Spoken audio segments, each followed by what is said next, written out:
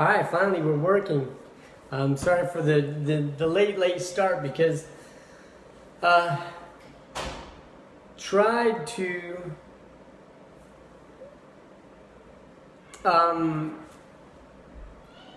go on Facebook Live through our desktop, and for whatever reason it wouldn't work. It would start up and the camera would come on and everything, and then as soon as we would start, it would stop and it would say video has ended. I'm like, no, I didn't end the video.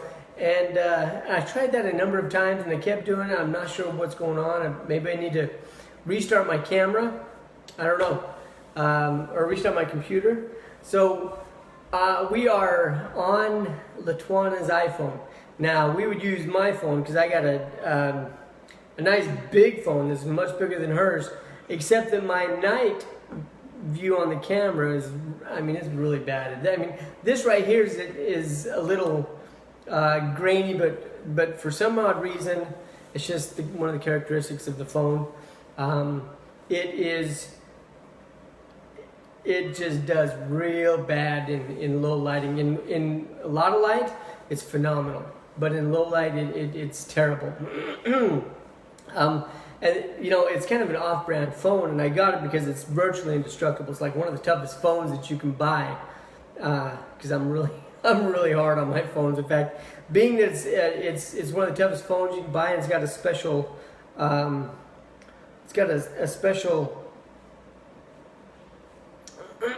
glass screen. It's a quartz crystal hardened screen. Leave it up to me. I cracked it. I destroyed it, and I had to get another one. Anyways, so with that said, we are, like I said, we're on my wife's iPhone. Hopefully next time I can get this straightened out so we can have a little bit better. But we need to start working on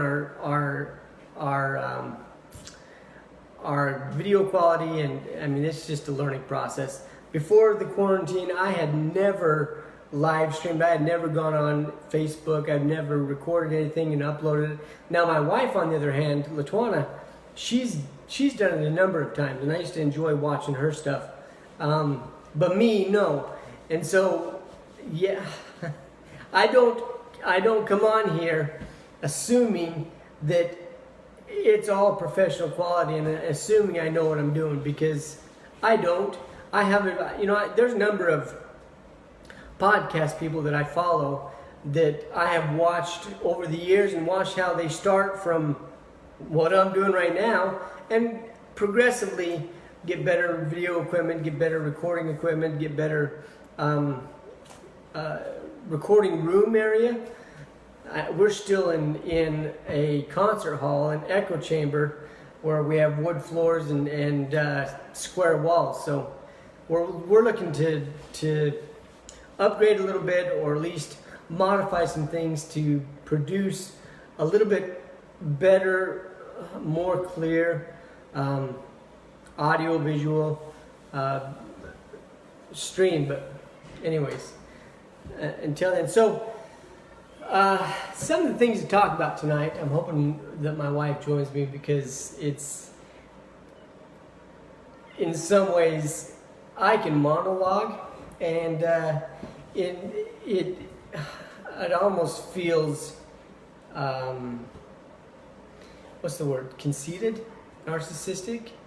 But it always feels more comfortable, and I enjoy bouncing things off of her and listening to her. But again, we've got children. We've got a very acoustically sensitive house, and so she was tending to the children. I'm just hoping that she doesn't. There she is. She's fussing at one of the children. So some of the topics I wanted to talk about tonight, starting off with lifestyle. I was talking to a coworker today, and we got talking about business opportunities, got talking about career paths, career opportunities, and the possibility of moving out of state or moving to another location in the country. And he was concerned because his wife would have to quit her job because they're a two-income family, which seems to be, that is the vast majority in today's society. That his wife would have to quit, and they would have to find another source of income or something or they would have to put away savings or something to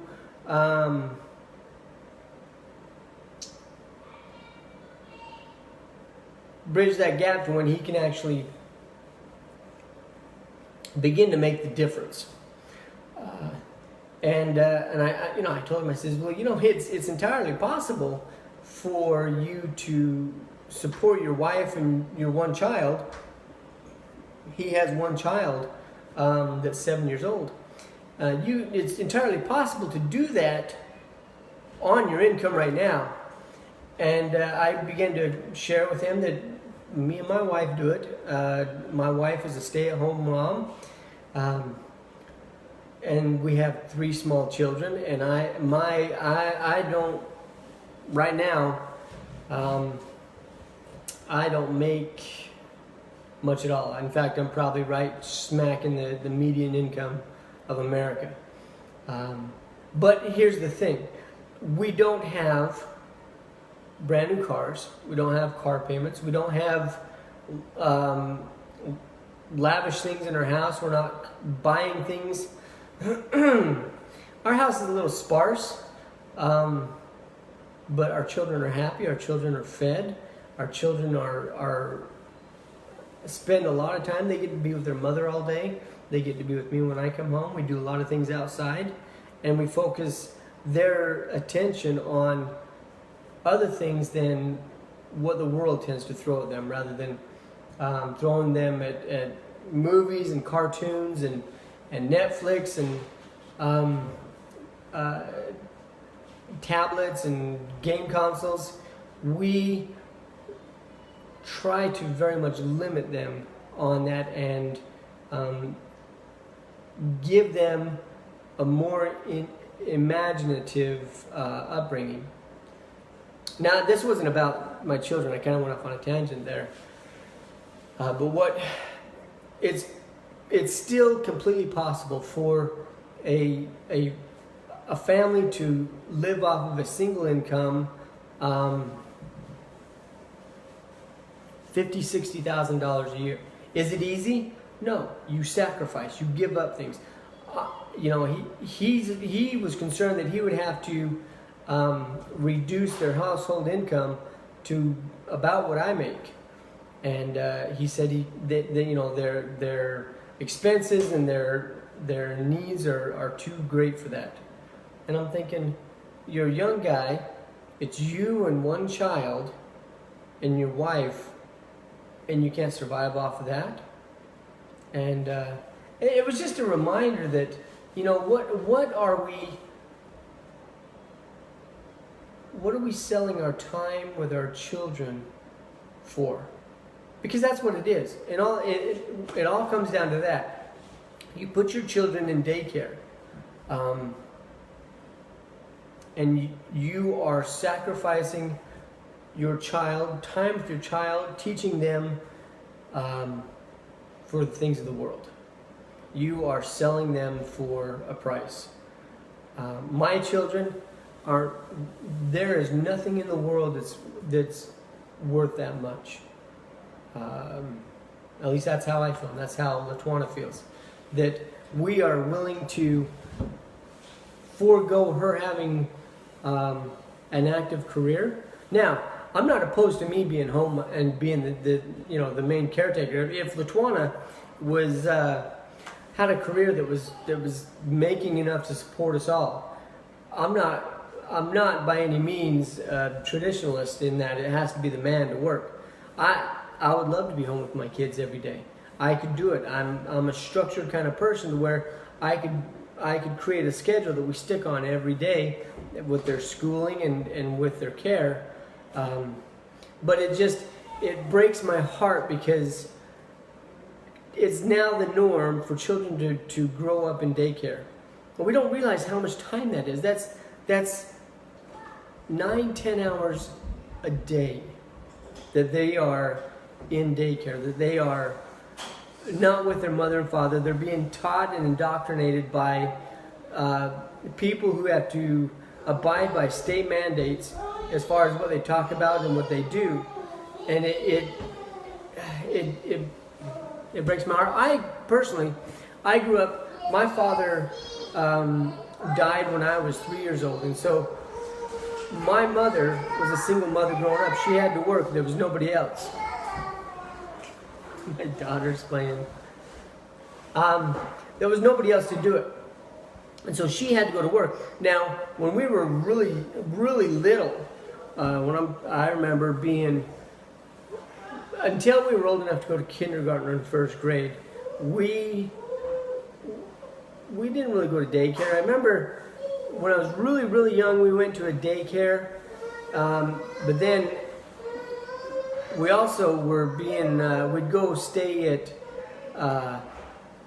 church members, people within our church, would go stay with them during the day. But then once we were school age, we'd go to school. And so I totally understand. I grew up as a product of what most children today are experiencing as far as not having their parents home. And it just seems to me that it is for the growing up, the children that had their mother home had something I didn't.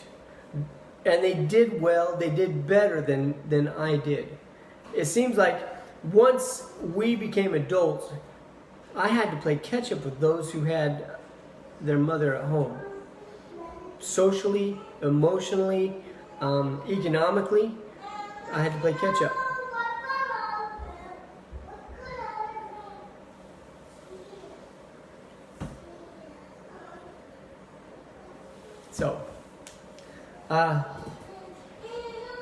So just think about it. Is it really worth? Because a career is about money, or it's about recognition, one or the other. Is it really worth recognition? Is it really worth money to give your children up to? They're not minimum wage, but they're pretty close to a person that doesn't have a vested interest in your child, that is only there for your child because it's a job. They're not there because they love your child, which that's not to say that they don't, but that's not the primary reason that they're there. If for whatever reason they couldn't get paid, they would leave in a heartbeat. And who would that leave your children for? And so when this pandemic began, I just get these reminders often, because everybody else in my in my office who had dual income families were bemoaning about how, what are they going to do? Their kids aren't at school, and there's nobody to watch them. The daycares were closing down. What am I going to do? And it was a blessing for my family, because we homeschool, and my wife keeps the children. My wife stays at home. So for me, it was like nothing changed. We were not affected by the world at all. And it's caused me to contemplate more and more, not that I want to be a prepper or be a homesteader, but as much as I can, be in a position that if the economy goes to pots, if there's natural disasters, if something happens, that we will be as little affected as possible. And it was so simple that having Latoya home and having her homeschooling during the beginning of this pandemic, during the quarantine, we were unaffected. And even now, it's hardly affected us, other than going to the store and having to wear the masks and social distancing and blah blah blah blah whatever. But here at home, nothing's changed. So think about it. Think about what your time with your children means, because the time that is lost can never be regained. Every minute you spend doing something else without your children, you'll never have that back. And I'm not saying that, you know, we should live in the bush and live like natives and have every day, all day with our children. That's it. But selling them for a dream, for the American dream, is not a righteous goal, is not a God-centered goal.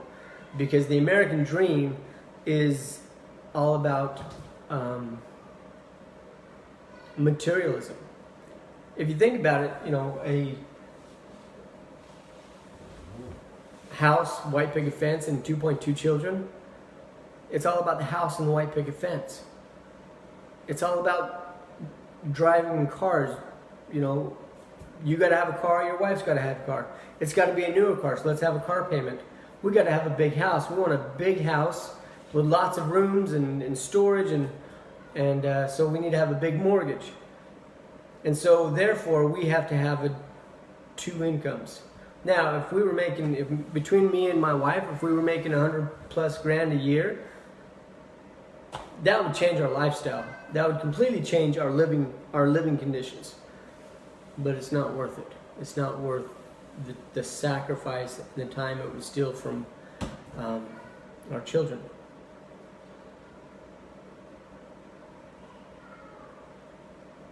And we ask ourselves why the churches are dying, why churches are hemorrhaging, why these, especially here in the South, why these old churches that have been around for 100 years or more are closing doors.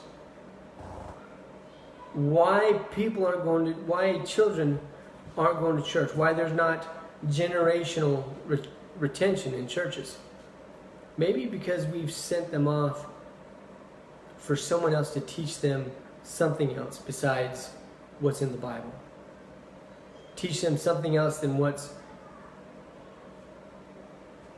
always been traditional in Christian homes.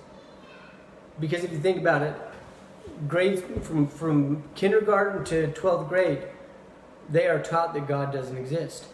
They are taught that they're taught moral relativism. They're taught relative morals.